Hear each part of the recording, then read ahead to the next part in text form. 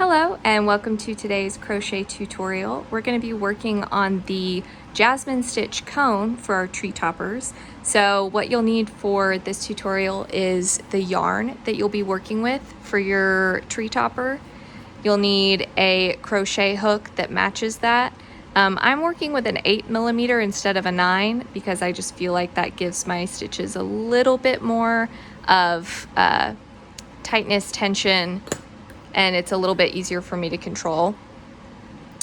And then you'll use either a paper clip or something along those lines to mark your stitches where your rows begin and end. If you've got fancy stitch markers, good for you.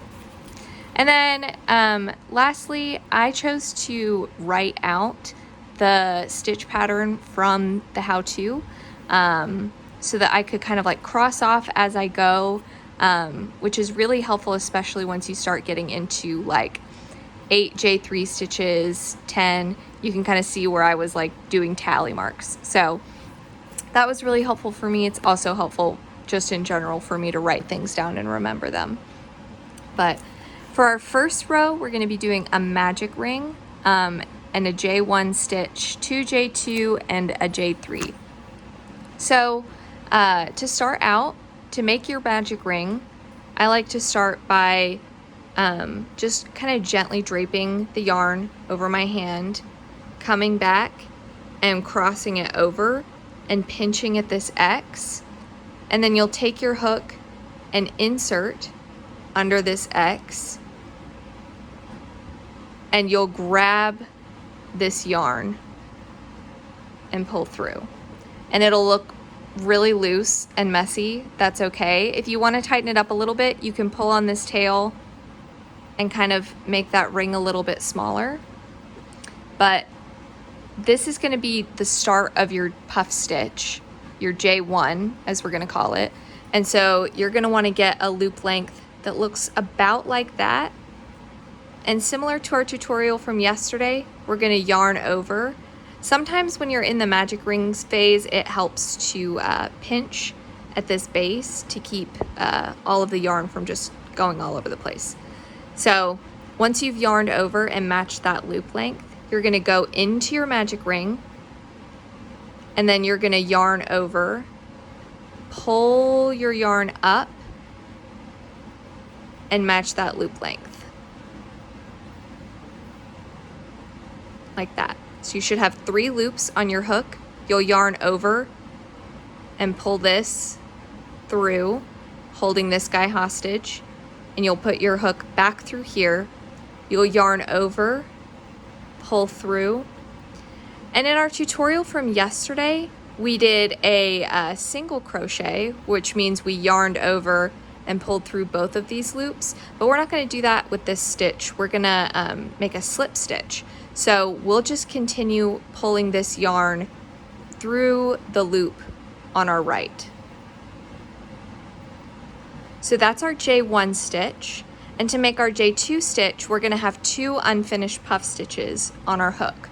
So we'll pull our yarn up to make that initial loop and yarn over. And then we'll be going into the base of this stitch down here where we did our last slip stitch. So it's a little hard to see. There's a small opening right about there. You'll push through, yarn over, and pull up. So you should have 3 loops on your hook. You'll yarn over, and then you're gonna go into your magic ring for this next puff stitch. You'll catch it and pull up, matching that loop height. Yarn over, go in again,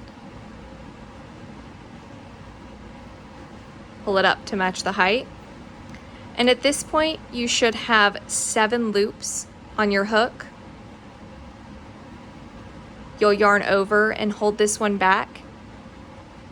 And then it's okay if you need to go just a couple of loops at a time to make sure you're not catching anything crazy. You'll go into that loop you held back, yarn over, you'll have 2 loops and you'll just pull that yarn through again. So that was our J2 stitch. And we're going to do another J2 stitch by pulling up to get that loop length, yarn over, and then again going into the base of that slip stitch, hooking that and pulling up. And then you're going to yarn over and go into your magic ring, grab that, match your loop length, yarn over, go into your magic ring again, hook your working thread and pull up. So again, you have 2 unfinished puff stitches, that's your J2 stitch. And you're just going to pull through those loops.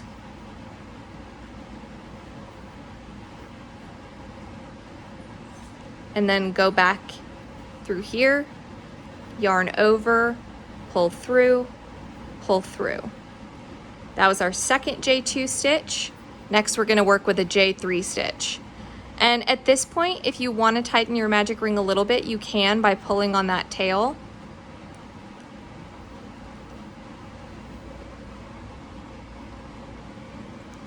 Then we're going to do for your J3, similar to what we've been doing for the J2 stitch, but we're going to have 3 unfinished puff stitches instead of just 2. So you'll pull up, you'll yarn over, you'll go into this slip stitch at the base first, pull up, yarn over, you'll go into your magic ring next, pull up, into your magic ring, and pull up.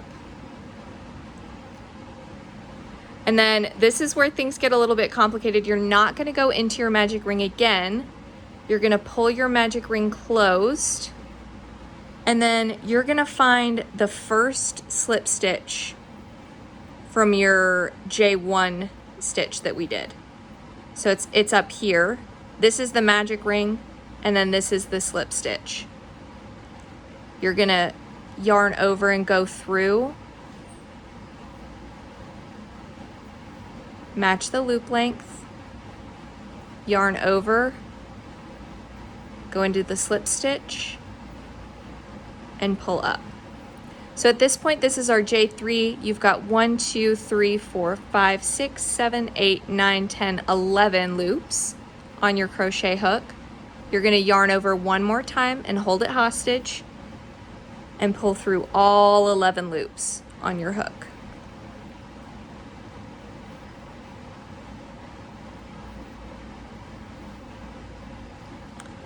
And you'll go back in, yarn over, pull through once, pull through twice. There we go. So we, at this point, have just finished our first row. And what I like to do now is kind of take a minute to pause, open up your paper clip, and you're going to insert it into this slip stitch. And that's kind of where you'll know where the next row ends and begins. So for our next row, we've got 2 J2 stitches, 2 J3 stitches, 1 J2, and a J4. Starting to become a party up in here, which is super exciting. So again, you'll remember that for your J2 stitch, it just means 2 unfinished puff stitches. So you'll pull up, and then you're going to want to insert where your stitch marker is, yarn over, insert into that slip stitch, and pull up.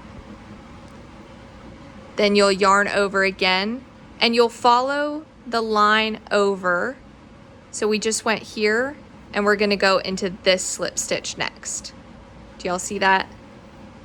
This is where we just were. Follow the line, and then this is our second.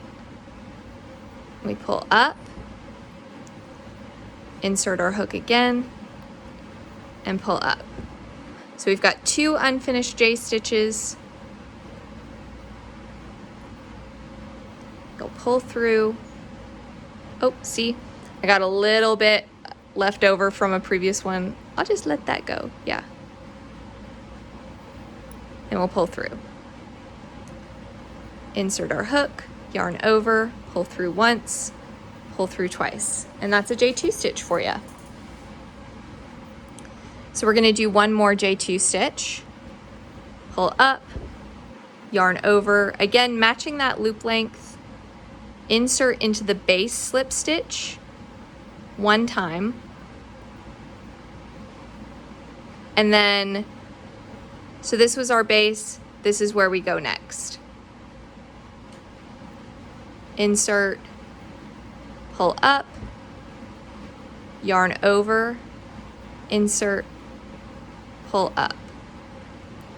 And then we just follow along this curve and see, okay, this is where it's connected with these two. And so our next, oh, that would be a J3 stitch. That was a test, you guys. I'm glad you passed. We'll yarn over.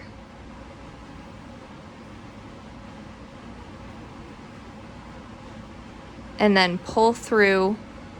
Oop, see, and I lost my yarn, but I can just easily hook it back on and pull through these last two loops. Insert our hook, yarn over, pull through once, pull through twice. And that's our second J2 stitch. So now we're on to J3. What you'll do is you'll make that loop, yarn over, inserting into the base, yarn over, pull up.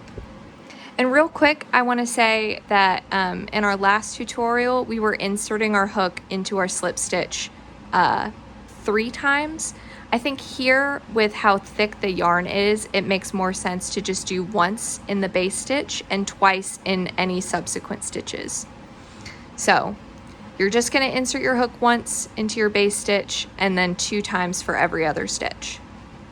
So you'll yarn over, you'll go diagonally down next into this slip stitch, insert, pull up, yarn over, insert, pull up.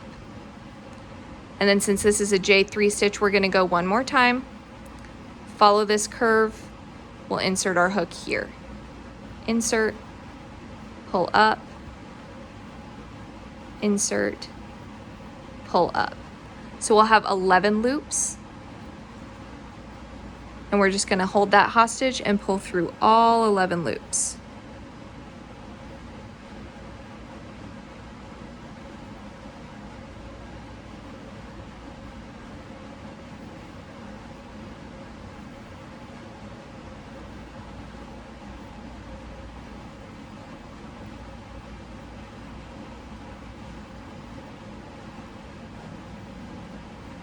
All right, that's our J3 stitch. We're going to do 2 of those.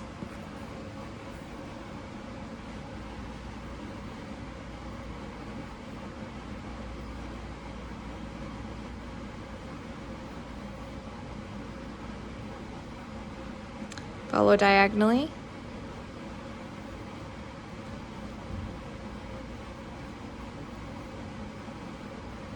Follow across.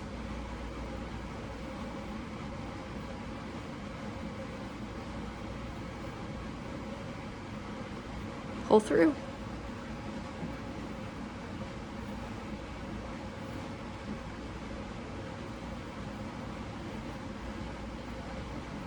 All right, so that was our second J3 stitch.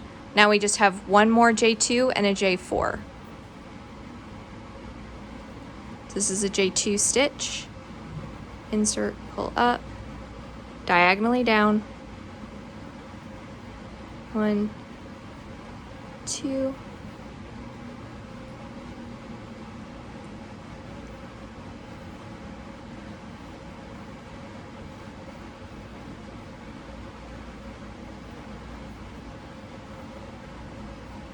And then a J4 stitch is going to be the most complicated stitch that we have, but that's okay because we've made it this far. I know we can do it.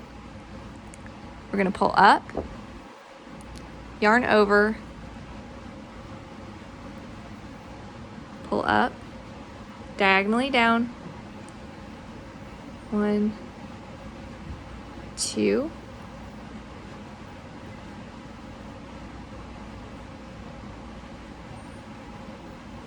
1, 2,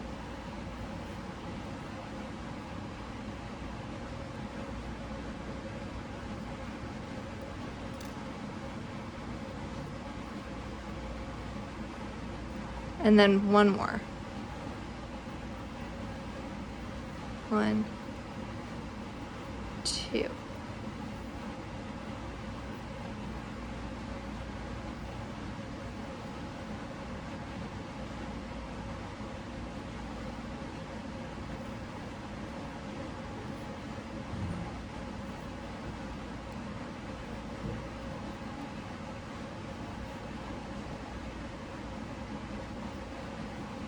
So at this point, I found that it was helpful to turn your cone inside out. You're working with a super pretty looking bowl thing. She's so cute.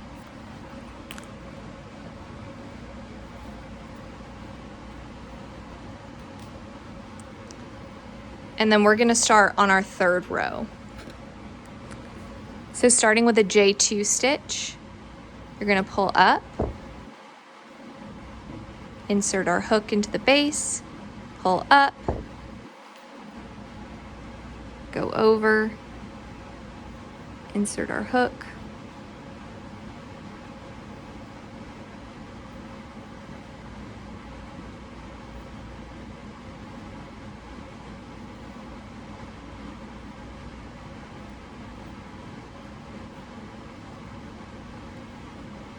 all right, and then you're going to take your stitch marker, insert it into that J2 slip stitch, close it up.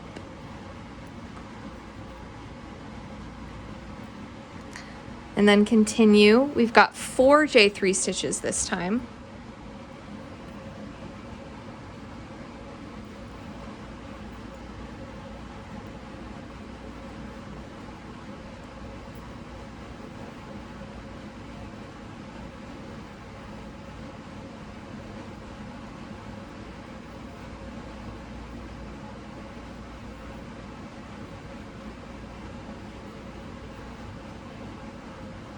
So that's 1 J3 stitch.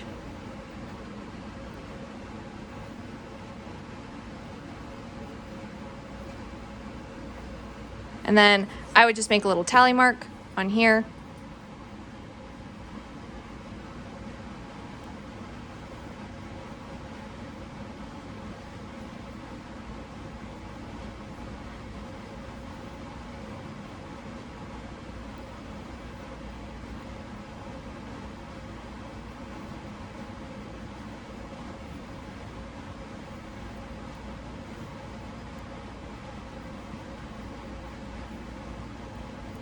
That's 2.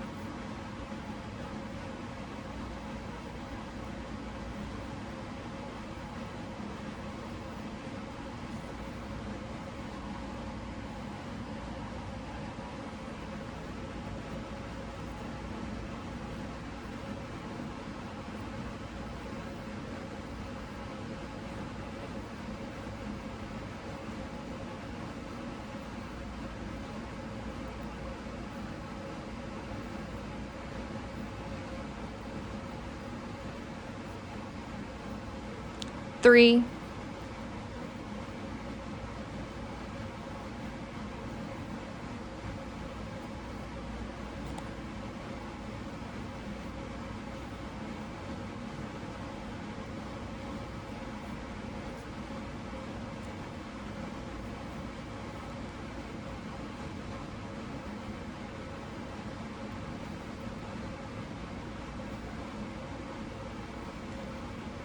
and 4. So now that we've done our 4 J3 stitches, we have a J4 stitch. Gotta get more yarn. So you'll pull up, go into your base once, yarn over, diagonally down, 1, 2, over, 1, 2, and then your stitch marker is going to be where you put that final unfinished puff stitch. Yarn over, 1, 2.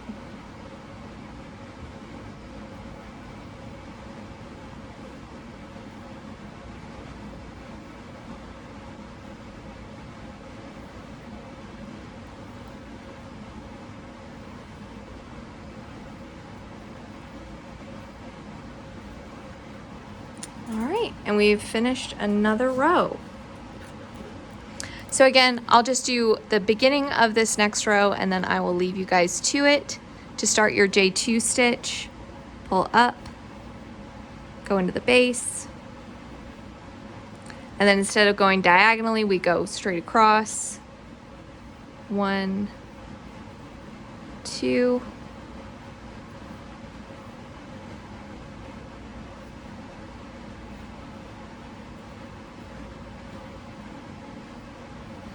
and then once you finish that J2 stitch, your stitch marker is going to go into that slip stitch.